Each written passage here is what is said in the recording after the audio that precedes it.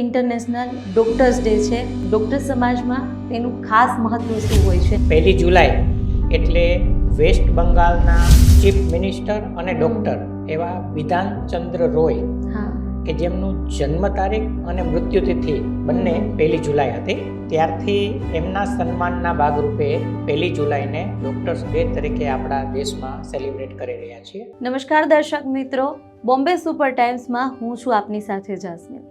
આજનો દિવસ એટલે કે 1 જુલાઈનો દિવસ છે અને આજનો દિવસ એવા યોદ્ધાઓ માટેનો છે કે જેને આપણે ભગવાનનું બીજું રૂપ માનીએ છીએ. એટલે કે આજે ઇન્ટરનેશનલ ડોક્ટર્સ ડે છે.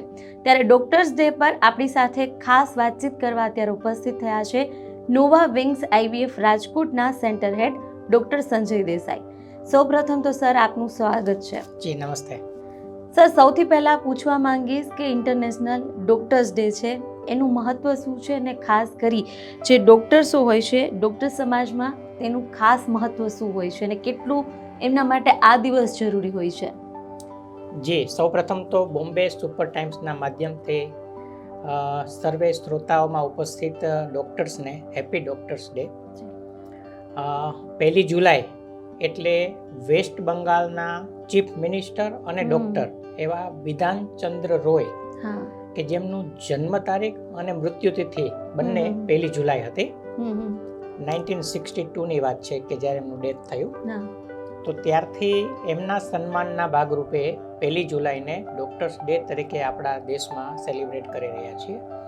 તો ડૉક્ટરો માટે એક ગર્વપૂર્ણ દિવસ કહેવાય. પોતાની જે ડિગ્રી, પોતાનું જે કાર્યક્ષેત્ર છે, એમણે જે કારકિર્દી બનાવી છે એમને સન્માનિત કરવાનો આ દિવસ છે.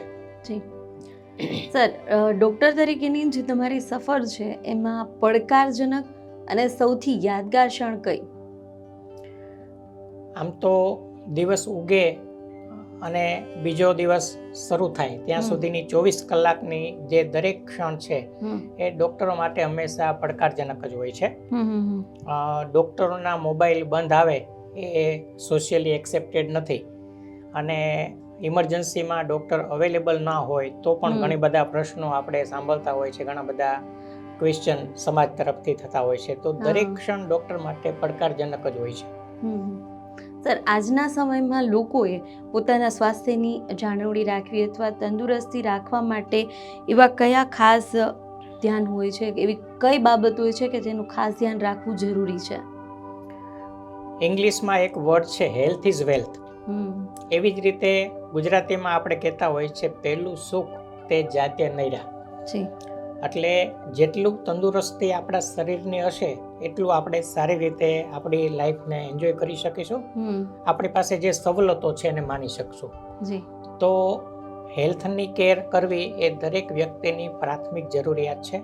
આપણી લાઈફસ્ટાઈલ, આપણો ડાયટ, આપણું જીવન ધોરણ, આપણી ચોખ્ખાઈ, વ્યસનો, આ બધી જ વસ્તુમાં જેટલી આપણે તકેદારી રાખીશું, જેટલો આપણે સ્વચ્છ આહાર લેશું એટલી જ આપણી તંદુરસ્તી સારી રહેશે. અને જેટલી તંદુરસ્તી સારી રહેશે એટલા હેલ્થલક્ષી પ્રોબ્લેમ્સ અને ડૉક્ટરોની જરૂરિયાત ઓછી ઊભી થશે.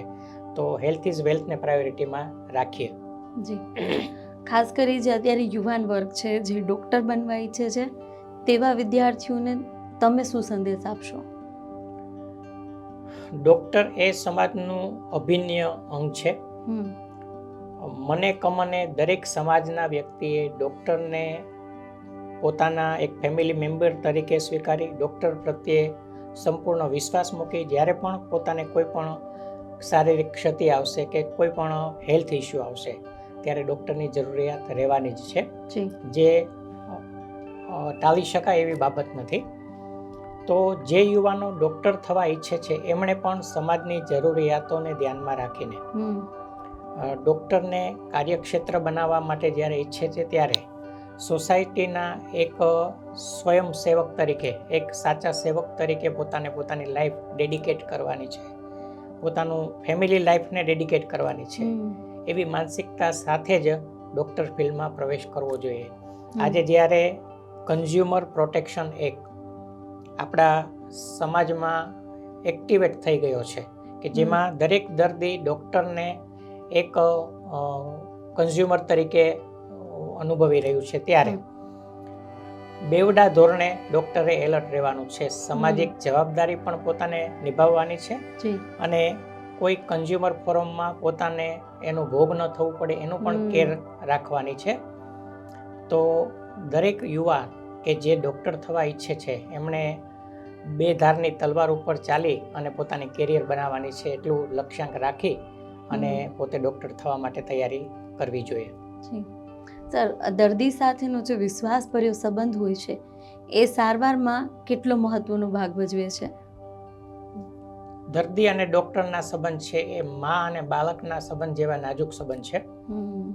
જે પણ ડૉક્ટર પાસે દર્દી જાય એમણે એ ડૉક્ટર ઉપર સંપૂર્ણ વિશ્વાસ રાખી અને સારવાર કરે તો જ એમની સારવાર સફળ થતી હોય છે.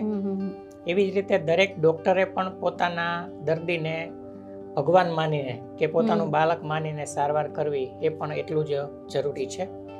નો ડાઉટ આ સેતુ ખૂબ જ સારી રીતે બંધાયેલો છે. પણ આપણે જે અત્યારે સોશિયલ મીડિયામાં કે મીડિયા દ્વારા જે પ્રસંગો જોતા હોય છે, અણબનાવો જોતા હોય છે, ઘણી બધી હિંસક ઘટનાઓ ડૉક્ટર દર્દીઓ વચ્ચે જોતા હોય છે, એ એમાંનું 1.1% ભાગ છે કે જે આપણે રોજે રોજ જોવા મળે છે. 99.99% જે સારી ઘટનાઓ છે કે જે ડૉક્ટરો માનવતાની થ્રુએ દર્દીઓની સારવાર કરી રહ્યા છે, જે દર્દી ડૉક્ટરને ભગવાન તરીકે વિશ્વાસ મૂકીને જોઈ રહ્યા છે, કમનસીબે આ વસ્તુ મીડિયા દ્વારા ક્યારેય પ્રસારિત કરવામાં આવતી નથી. તો મીડિયા ખૂબ મોટું જવાબદાર છે ડૉક્ટર અને દર્દીના સંબંધોમાં ગેપ ઊભી કરવા માટે. તો મારી આજે ડૉક્ટર્સ ડેના દિવસે મીડિયાને ખાસ રિક્વેસ્ટ છે કે જે સારા સમાચારો છે, જે પોઝિટિવ ન્યૂઝ છે ડૉક્ટરના દર્દી સાથેના, એને પણ એટલું જ પ્રાધાન્યતા આપો અને જે નિગ્લેક્ટ કરવા જેવા ન્યૂઝ છે કે જે અણબનાવો થતા ન્યૂઝ છે એને એટલા હાઇલાઇટ ન કરો કે જેથી કરીને દર્દી અને ડૉક્ટરના સંબંધમાં ગેપ આવે. એટલે ડૉક્ટર્સ ડે આપણે સેલિબ્રેટ કરી રહ્યા છીએ, તો આજના દિવસને જ માત્ર ડૉક્ટર ડે તરીકે ન ઉજવતા પૂરા વર્ષ દરમિયાન ડૉક્ટરને આપણે રિસ્પેક્ટ આપીએ અને ડૉક્ટર દર્દીને રિસ્પેક્ટ આપે. એ અરસપરસ જો જળવાઈ રહેશે તો ડૉક્ટર અને દર્દીના સંબંધ છે એ ટકી રહેશે કે જે સમાજ માટે ખૂબ જ આવશ્યક છે. સર, તમે જે વાત કરી, ખાસ અત્યારે આપણે જોઈએ છીએ કે મોટા ભાગના લોકો કોઈને કોઈ બીમારી સાથે હેરાન હોય છે, પરેશાન હોય. કોઈને બીપી છે, ડાયાબિટીસ છે, કેન્સર જેવી ગંભીર બીમારી હોય છે અથવા તો મેદસ્વીતાનો ભોગ બનતા હોય છે. તો આજના જે શેડ્યુલ હોય છે કે ખાણીપીણી હોય છે જેના કારણે લોકો આવી સમસ્યાનો ભોગ બનતા હોય છે, તેવા લોકોને તમે શું સલાહ આપશો? જેટલા રોગ વધી રહ્યા છે એટલા એમના ઈલાજ પણ વધી રહ્યા છે. રોગ ન વધે એના માટે શું તકેદારી રાખવી એ આપણે આગળ વાત કરી કે હેલ્થ ઇઝ વેલ્થ. આપણે આપણા રોજિંદી લાઈફસ્ટાઈલને સુધારીશું, આપણે રેગ્યુલર ચેકઅપથી આપણી હેલ્થને જોતા રહીશું તો આપણે કોઈ પણ રોગને આવતો ટાળી શકીશું અથવા વહેલું એનું નિદાન કરી એમાંથી બચી શકીશું. કેન્સર આજના સમયે ખૂબ જ વ્યાપક પ્રમાણમાં જોવા મળ્યું છે, પણ જેટલું કેન્સરનું નિદાન વહેલું થશે એટલું એ ક્યોરેબલ પણ થઈ રહ્યું છે.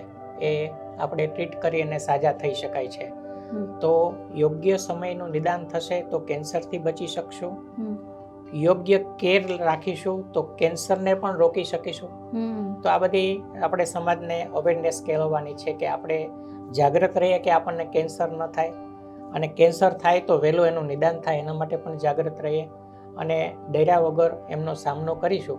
તો ઘણા બધા યોદ્ધાઓ એવા છે, ઘણા બધા સેલિબ્રિટી એવી છે કે જેઓ કેન્સરમાંથી સાજા થઈ અને પોતાની રેગ્યુલર લાઈફમાં ઘણી બધી કેરિયર બનાવી શક્યા છે. ક્રિકેટર આપણો યુવરાજ સિંહ છે, ખૂબ ગંભીર કેન્સરનો ભોગ બનેલો, તો એમાંથી સાજા થઈ અને પછી ઘણી બધી એમણે એચિવમેન્ટ પણ ક્રિકેટમાં કર્યા. તો આવા ઘણા બધા યોદ્ધાઓ છે કે જે કેન્સરમાંથી મુક્ત થયા છે. તો રોગથી બચીએ, રોગથી થતા પ્રોબ્લેમથી બચવા માટે યોગ્ય એનું સમયસર નિદાન કરીએ. સર, આજે ઇન્ટરનેશનલ ડૉક્ટર્સ ડે છે, તેના પર તમે તમારા જે દર્દીઓ છે અને સમાજને શું સંદેશ આપશો? સમાજ માટે બસ એક જ વાત કરવાની છે કે દર્દી અને ડૉક્ટરનો સંબંધ આપણે દિવસે ને દિવસે મજબૂત કરતા રહીએ. દર્દીઓ પ્રત્યે ડૉક્ટર લાગણીથી, ઇમોશનથી અને પૂરેપૂરી કેરથી સારવાર કરતા રહે અને આપણો સમાજ સ્વસ્થ રહે.